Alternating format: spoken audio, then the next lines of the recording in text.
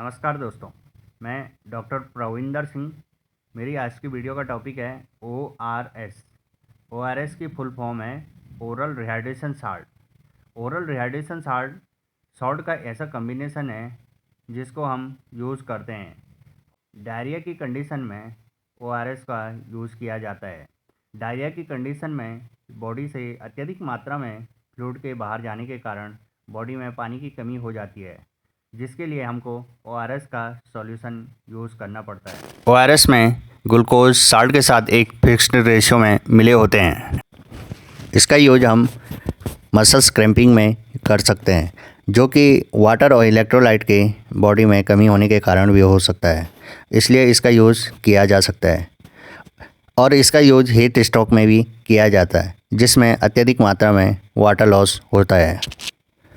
इसका use body में fluid और इलेक्ट्रोलाइट के लॉस होने पर किया जा सकता है, जिसमें कि डिहाइड्रेशन की कंडीशन होती है या आंतों की कोई बीमारी है, जैसे कि डायरिया और वॉमिटिंग में कॉमनली यूज़ किया जा सकता है। ORS में क्या क्या कंटेंट होते हैं? सबसे पहले है सोडियम क्लोराइड 2.6 ग्राम, ग्लूकोज एनहाइड्रस 13.5 ग्राम, पोटेशियम क्लोराइड 1.5 ग्राम, ट्राइसोडियम साइट्रेट 2.9 ग्राम की मात्रा में होते हैं, जो कि एक फिक्स्ड कम्बिनेशन है।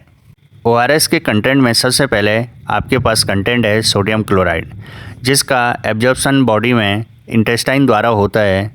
इंटेस्टाइन द्वारा एब्जॉर्ब होने के बाद ये सेल्स में जाके नॉर्मल फंक्शन में हेल्प करता है। सेकंड है आपके पास डेक्सट्रोज एनहाइड्रस, जो कि डेक्सट्रोज की एक प्योरेस्ट फॉर्म होती है, जिसको हम कॉमनली कहते हैं ग्लूकोज। ग्लूकोज इंस्टेंट एनर्जी का एक सबसे महत्वपूर्ण सोर्स है, जो कि बॉडी में एब्जॉर्ब होने के बाद इंस्टेंट एनर्जी प्रोवाइड करता है। ग्लूकोज ही ORS का सबसे मेन इंग्रेडिएंट है। ORS के सॉल्यूशन में जो पोटेशियम है, वह बॉडी में इंटेस्टाइन द्वारा एब्जॉर्ब होने के बाद सेल्स में water balance, acid base balance, muscles and nerve के जो फंक्शन होते हैं, या हार्ट, किडनी और एड्रिनल के जो फंक्शन होते हैं, उनमें हेल्पफुल होता है। इसमें जो साइट्रेट होता है, वो बॉडी में एसिडोसिस, जो कि हमारे बॉडी में डायरिया की कंडीशन के कारण या डिहाइड्रेशन के कारण हो जाता है, उसको सही करेक्ट करता है। ORS को नॉर्मली कितनी डोज में लेना चाहिए? ORS को नॉर्मली 75 ml पर kg के हिसाब से 4 घंटे में लेना चाहिए। इसको मुंह के द्वारा, या अगर कोई पेशेंट मुंह के द्वारा नहीं ले पाता, उसको नाक के द्वारा जो नली होती है उसके द्वारा पहुंचाया जाता है। एज वाइज ORS का सॉल्यूशन कितनी डोज में लेना चाहिए? अगर उम्र लेस देन 24 मंथ है तो 500 ml पर डे के हिसाब से, 2 से 10 साल वाले को 1000 ml पर डे के हिसाब से, अगर 10 साल से बड़ा है तो उसको 2000 ml पर डे के हिसाब से लेना चाहिए। ORS का जो सैचेट होगा, उसको 1 लीटर पानी में मिला देना चाहिए। उसके बाद एक टीस्पून करके पर 1-2 मिनट में 2 साल से छोटे बच्चे को देना चाहिए। अगर बच्चा बड़ा है तो उसको गिलास या कप से सिप्स के द्वारा पिला सकते हैं। हम देखेंगे ORS का मैकेनिज्म कैसे है। यह हमारे पास इंटेस्टाइन का पार्ट है, और ये हमारे उसके इंटेस्टाइन से लगी हुई ब्लड वेसल्स है।